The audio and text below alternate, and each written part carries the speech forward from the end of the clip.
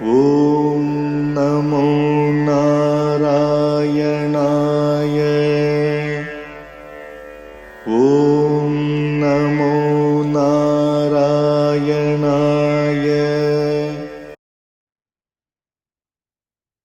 Asmad Gurubhyo Namaha, Asmad Parama Gurubhyo Namaha, Asmad Sarva Gurubhyo Namaha. So we're continuing on with Hari Bhakti Vilas. We're in the 14th Vilas, and we've had some general understanding and some general explanations about the month of Magha. We're doing monthly duties. And so now we're going to talk about some specific duties, some specific festivals in the month of Magha, starting with Vasanta Panchami, which is the 5th day of the month, but it's the first day, considered to be the first day of spring. So here's our discussion of Vasant Panchami, starting with text 167 to 168 of the 14th Vilas. One should worship Lord Hari with grandeur, offering newly grown leaves, flowers, and sandalwood paste on the 5th day of the waxing moon of the month of Magha. One should perform deity worship with great devotion and serve the Vaishnavas according to one's capacity. On this day, there should be singing, dancing, and playing of musical instruments in various ways. Text 169. Beginning from the day of Vasanta Panchami, up to the day when Lord Hari goes to sleep, that is the first day of Chaturmasya, which is the 4 months of the rainy season in India, which is called Shayana Ekadasi or Shayana Dwadasi, when he lies down, Lord lies down. One should perform the Vasanta Raga, which means the springtime raga, which is the musical tune for the pleasure of the Lord. Apart from this period, it is prohibited to perform this raga. So if anybody knows this particular raga or tune in India, here the Shastra is saying that we shouldn't use this tune in any other season but the spring season. This is the opinion of people who are learned in the study of music. Text 170. By observing this festival while rendering special worship of Lord Krishna on the auspicious day of Vasant Panchami, one certainly becomes very dear to the Lord, who enjoys pastimes in Vrindavan, just as the season spring is dear to him. So that's Vasant Panchami. Next, we have a discussion of Bhishmastami, the 8th day of the moon, having to do with Bhishma. So text 171 to 172. It's the duty of everyone to offer oblations to the exalted devotee Bhishma Deva for 5 days, beginning from the 8th day of the waxing moon, the Astami, in the month of Magha. To offer oblations to the great soul Bhishma, one should stand in water, facing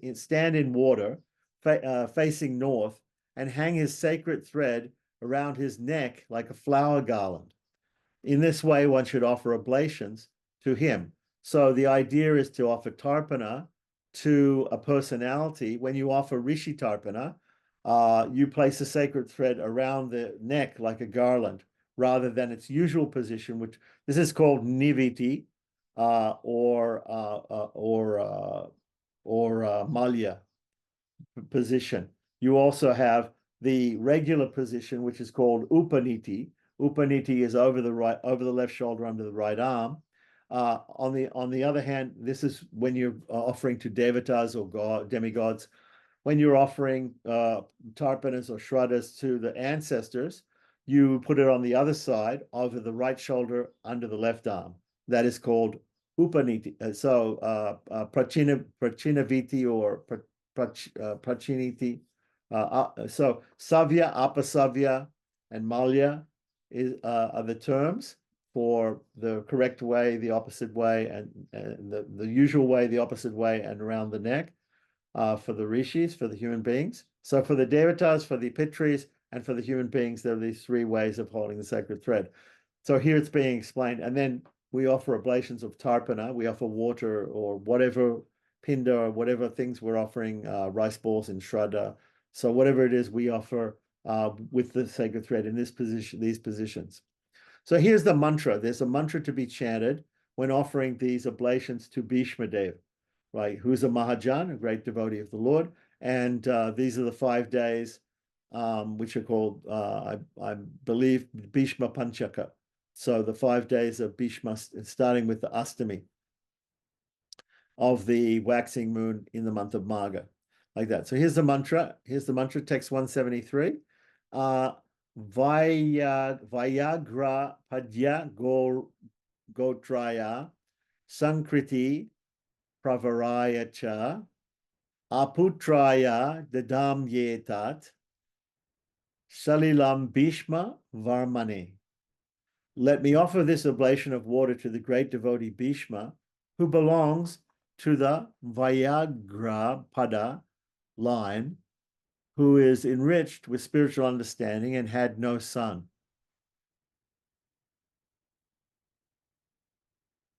So there's a question, somebody asked a question, is there a way of doing Sandhya standing in the ocean? It's standing in water. Usually that water is a river or a lake or a pond or a temple tank like that. Standing in the ocean may also be possible. It's possible to do Sandhya standing in the ocean. The usual problem with doing Sandhya standing in the ocean is when we're standing in a body of water which is fresh water, we can use that water for sipping, for sipping.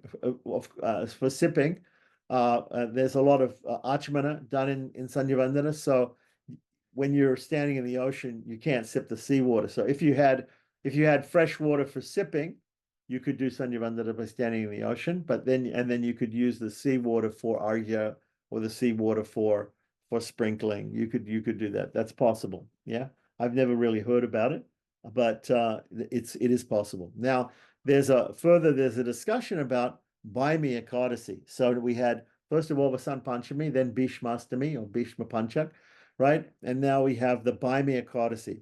So text 174. Brahma spoke this verse, which is found in the Matsya Purana. O Lord, O Master of Immortals, how can human beings acquire vast opulence and good health by performing very little penance? Okay, sounds like a good question.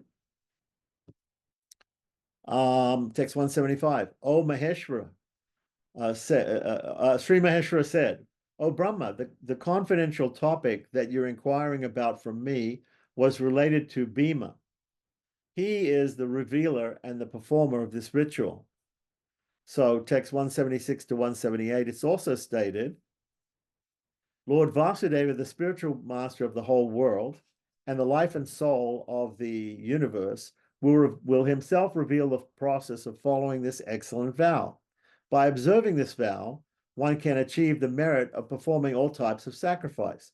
It destroys all sinful reactions, subdues all miscreants, is glorified by immortal beings, is purer than the purest, most auspicious, more auspicious than the most auspicious, the most beneficial among all future ritualistic performances, and is the oldest amongst all vows. So it's very highly praised here. So we know, we've been reading in the chapters 12 and 13 about how to perform Ekadasi. This is one Ekadasi called Bhaimi Ekadasi. So text 179 to 180, the Supreme Lord spoke these verses to Bhima, as found in the same Matsya Purana. O second of Pandava brothers, if you're unable to fast on the 8th day, the 14th day, the 12th day, or other auspicious days and nights, you should at least observe this particular Ekadasi, which is very sacred and which destroys all sinful reactions. By doing so, you will surely attain the supreme abode of Lord Vishnu. So here's the basic idea, is that Bhima was known as a big guy who ate a lot. And so he was perhaps unable to perform all of the different fasting days in the year. And so the idea is that if somebody is unable to perform fast days on the 8th day, Astamis, on 14th day, Chaturdasis, on the 12th day, Dwadasis, or any other auspicious days like Ekadasi or whatever, then he can perform this particular Ekadasi, Bhaimi Ekadasi. He can perform the vrata on this. Text 181. In the same literature, that is Matsya Purana, this description is found. The demigods headed by Indra and the Vasus previously observed this vow. Even if I had 100 million tongues, I will not be able to adequately describe the glories of this following this vow. Text 182. To learn more about the particular rules and regulations regarding this vow and the worship of the Vaishnavas, one should refer to the Matsya Purana.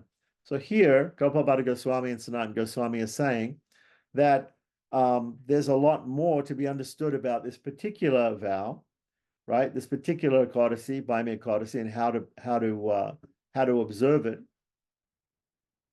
And so you should see the Matsya Purana, because to bring all those details in here might increase the size of Hari Bhakti Vilas, which is already a big book, to make it too big. So here, text 183. Now we're going to talk about the vows to be observed in the month of Palguna. So we talked about Magha, Vasant Panchami,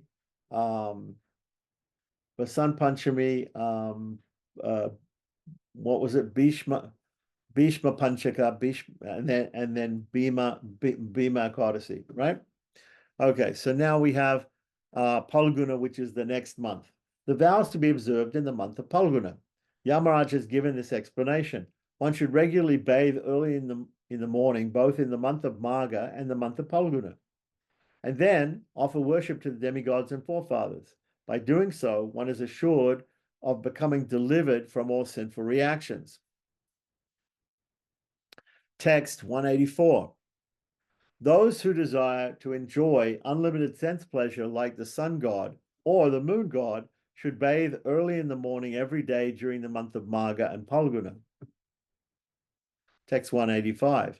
In the Gautamiya Tantra, it is stated, one should faithfully worship the son of Devaki in the month of Palguna by offering him golden champak flowers, fragrant mango flowers, incense, and sandalwood paste. So that's generally about the month of Palguna. Now, in the month of Palguna also, we should remember that at the end of the month of Palguna, we have the Gora Purnima for Gaudiya Vaishnavas, but the Gora Purnima, or the advent of Sri Chaitanya Mahaprabhu is not spoken about in Hari Bhakti Vilas. So what we do have, though, is we have the vow of Shivaratri. So Shivaratri comes in the month of Palguna here. So text 186 to 187, the vow of Shivaratri. Although Vaishnavas are not required to observe the vow of Shivaratri, still, for the sake of formality and preserving proper etiquette, it is being described here. This auspicious vow occurs on the 14th day of the waxing moon of the month of Palguna. In spite of what was just said, it is the duty of Vaishnavas to observe this vow for the pleasure of Lord Krishna. So according to the Goswamis, Sanatana Goswami and Gopal Bhatta Goswami here in Hari Bhakti Vilas, he says that Gaudiya Vaishnavas, or he's saying, actually, he's not even specifying Gaudiya Vaishnavas, he's saying Vaishnavas in general should observe the Shivaratri vow. So there's a little bit, we're going to go into some detail here about Shivaratri. In the Vratakanda of the Padma Purana, it is stated, whether one is a worshipper of Lord Vishnu or of the sun god, right, Surya Narayana, or any other demigod, if he is averse to observing the vow of Shivaratri, his offerings of worship will not yield any fruit. Now, I have to say here that amongst Vaishnava Sampradayas, the Sri Vaishnavas are averse to worshipping devatas like Shiva, and they certainly will not be following this prescription. However, other Vaishnavas like Madhvas and even Nimbarkas and Balabhas and Gaudiyas, the other types of Vaishnavas that are there, generally they're observing this Shivaratri with some sort of respect or worship of Lord Shiva, because Lord Shiva, according to them, is a Vaishnava Mahasambhu. He's a great Vaishnava. Okay, so we have text 189 to 190. It is also said that by disregarding the vow of Shivaratri, one commits an offense. What happens to a person who hates the vow of Shivaratri has been explained personally by Lord Hari to the sages headed by Brigu, as recorded in the Kurma Purana. Okay, so here's some Puranic evidence here about why you should observe Shivaratri, even if you're a Vaishnava, a strict Vaishnava. It is a fact that the devotees of Lord Narayana go to Vaikuntha, but if they're envious of Shiva, then they cannot achieve that supreme abode. Even though one may always worship me with devotion, if he blasphemes Shiva, he will go to hell 10,000 times. Text 191, elsewhere it is stated, if my devotees blaspheme Shiva, or Shiva's devotees blaspheme me, then both of them will rot in hell for as long as the sun and moon exist. So we have some pretty heavy statements here. Text 192. Therefore, the Supreme Lord has spoken this verse regarding the intimacy of Hari and Shiva, which is recorded in the Hayashirsha Pancharatra. So that's very interesting. We should check the Hayashirsha Pancharatra for this, because this is quite an interesting equation here, which is given in this sloka. Shiva is non-different from me, and I am non-different from Shiva. This is the Lord speaking, the Supreme Lord. One must understand that there is no difference between us, just as there is no difference between the sky and the air. Okay, that's very interesting. So I think I will definitely be looking this up to see if this is actually a verse from Hayashirsha Pancharatra, because Hayashirsha Pancharatra is definitely a well-known Pancharatric text, or Pancharatric Samhita. So text 193 and 194. In the Vafricha Parishishta, it is stated, Vishnu is the form of Shiva, and Shiva is the form of Vishnu. Vishnu is the heart of Shiva, and Shiva is the heart of Vishnu. As Vishnu is Shiva conscious, so is Shiva. Shiva is Vishnu conscious. There is no difference between the two. So let this fact be the basis of my existence. Interesting. So text 195 to 197. Being a guna avatar, Shiva is considered the topmost of Vaishnava. Therefore, according to proper etiquette, every Vaishnava should observe the vow of Shivaratri. Some Vaishnavas are reluctant to follow this vow due to the curse of Brigu, as described in Srimad Bhagavatam 4.2.28. One who takes a vow to satisfy Lord Shiva, or who follows such principles, will certainly become an atheist and be diverted from transcendental scriptural injunctions. Okay, so that's very interesting. We should probably check that out through the Bhagavatam, where there's this curse of Brigamuni that says that people who worship Shiva will be diverted, and they will diverted from scriptural injunctions. So now let's describe a little bit about the exact times of Shivaratri. Text 198. The 14th day of the waxing moon, which falls between the months of Magha and Palguna, is called Shivaratri. It is more auspicious than all kinds of sacrifice. Text 199. In the Mahikanda, it is stated, the 14th day of the waxing moon that occurs at the end of the month of Magha and the beginning of Palguna is known as Shivaratri. Text 200. In the Nagara Kanda, it is also described, these different kandas belong to some Purana, so we have to find out which Purana it's in. Shiva, the Lord of the demigods, personally remains present in all the moving and non-moving Shiva lingas, that is iconic phallic symbols of Shiva, right, that exist on earth on the day of Shivaratri. That is why this day is called Shivaratri. So Shiva means auspicious and also refers to Lord Shiva, and Ratri actually means night. So it's the night actually is more important part of Shivaratri observance than the day. This day is very dear to Shiva. Text 201. The Shivaratri is very auspicious for everyone, and everyone should fast on that day. If this day is contaminated by the presence of the previous day, that is, if that lunar day of the Shivaratri is encroached upon by the Triodicee, the 13th day, because it's the 14th day, or prolonged to the next day, right? If this day is contaminated by the presence of the previous day, the Trayodasi, or prolonged to the next day, the Purnima, right? Except Vaishnavas, all others can still observe it. So when it's contaminated, Vaishnavas shouldn't observe it. They should probably observe the next day, right? All others have to observe it, even if it's mixed with Trayodasi or Purnima. Text 202. In this connection, it's stated, my dear devotees, Mahadeva normally observe, my dear devotees of Mahadeva normally observe, the dear devotees of Mahadeva normally observe Shivaratri up until the period called Pradosha, because fasting is recommended for that day. One should also remain awake throughout the entire night. Text 203. According to the learned authorities, Pradosha refers to the period of 4 dandas after sunset.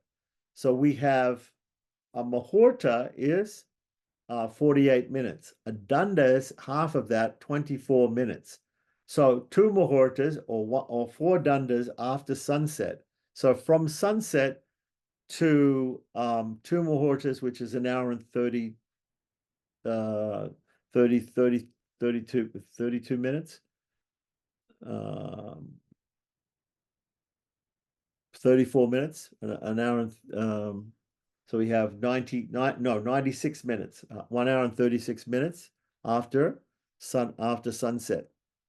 Okay, so then text 204, apart from Vaishnavas, all others can fast on the first day if there is no overlapping on the second day. If the first day is touched by the 13th day, Trayodasi, Vaishnavas should avoid observing the fast. This is the opinion of saintly persons. Text 205, and this is because if concerning the Shivaratri Vrata, the day of Chaturdasi is touched by the presence of Trayodasi, right? The 14th day is touched by the 13th day. Such a 14th day, Chaturdasi, should be rejected. And text 206, the great sage Parashara has therefore said, if the new moon begins on the 14th day, oh, we're talking about a new moon? It's before the new moon. It's in the waxing. It's in the, I thought it was in the waxing month. It was in the waxing. Is it in the waning? Waning. 14th day of the waning. So it's the new moon. It's not the Purnima. It's before the new moon, before the Amavasya. Okay, so if the new moon day begins on the 14th day of the waning moon in the month of Magha, right? If the new moon day begins on the 14th day, then the vow of Shivaratri should be observed. This vow is very dear to Mahadeva. Therefore, but if the Chaturdasi is touched by the Trayodasi, the 14th day is touched by the 13th day, then one should reject this Shivaratri. So, text 207. The symptom of yoga, the statement of learned persons. So, the duration of 2 muhurtas makes one yoga, and a duration of 1 muhurta is called Veda. Okay, so that's just a definition given here. Text 208. When learned persons should observe the vow of Shivaratri by fasting and worshipping Shiva while remaining awake the entire night, following all the prescribed rules and regulations in this regard. Text 209 to 211. The process of observing Shivaratri. So here it says, one who desires to observe this vow should go to a temple of Shiva in the evening in a pure state of mind. He should first perform achmana, that is sipping of water, accompanied by the chanting of the Lord's names. And then, while making a resolution or a sankalpa, a vow before Shiva, after he should begin his worship, those who are twice born, right, who have the sacred thread and who have taken Upanayana, should bathe the Shiva lingam with milk and pure water while chanting either the 5-syllable mantra, which is Nama Shivaya, right? Or the Shata Rudra mantra. The Shata Rudra mantra, I'm not sure exactly what that is. We can look that up and we can get back to you. According to the prescribed rules and regulations, one should worship Shiva by offering him sandalwood paste, flowers, sesame seeds, incense, and a ghee lamp, and complete it by an offering of arghya in a conch shell. Text 212, the mantra for offering arghya. So there's a special mantra for offering this arghya, and it goes like this: Gauri Vallabha Devesha, Sarpadya Shashishekara, Varshapapa Vishuddhayartam. I'm not sure, it should be just Vishuddhartam, but anyway. Argyam me Pratigrihyam. O beloved Lord of Gauri, O master of the demigods, who is decorated with a serpent and whose head is adorned with the moon. I offer you this arghya in order to become purified of the reactions of all the sinful activities that I committed throughout the year. Please accept it. Text 213. After offering arghya, while chanting this mantra, one should worship his spiritual master and present him dakshina.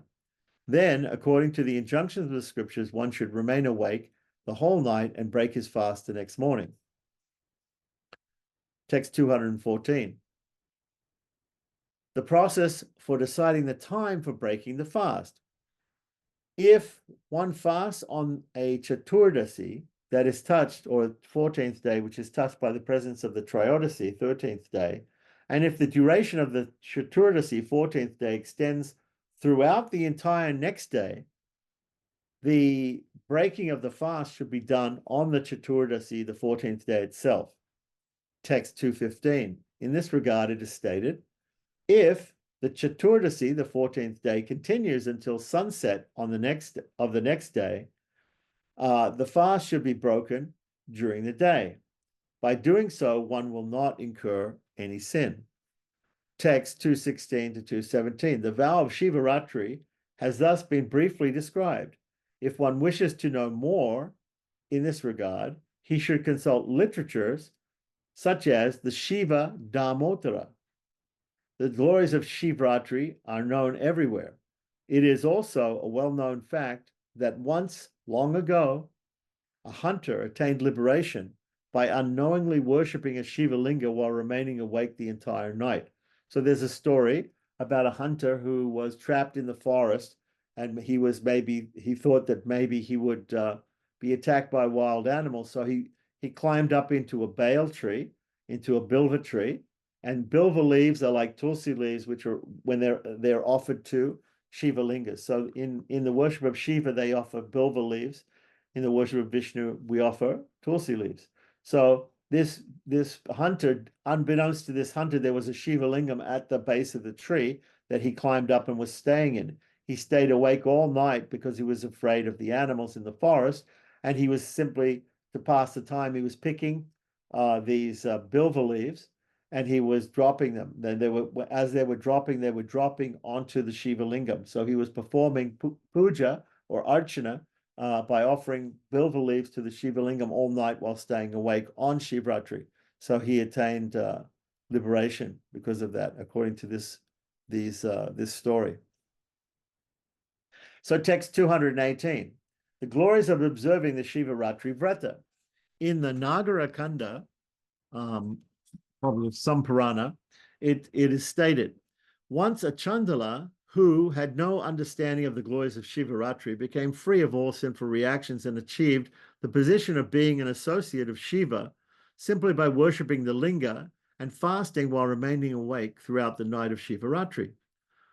Text 219. In the Skanda Purana, it's also stated, one who worships Shiva on the day of Shiva Chaturdasi and then remains awake throughout the entire night will no longer be born again in this material world. Text 220. Elsewhere it is stated,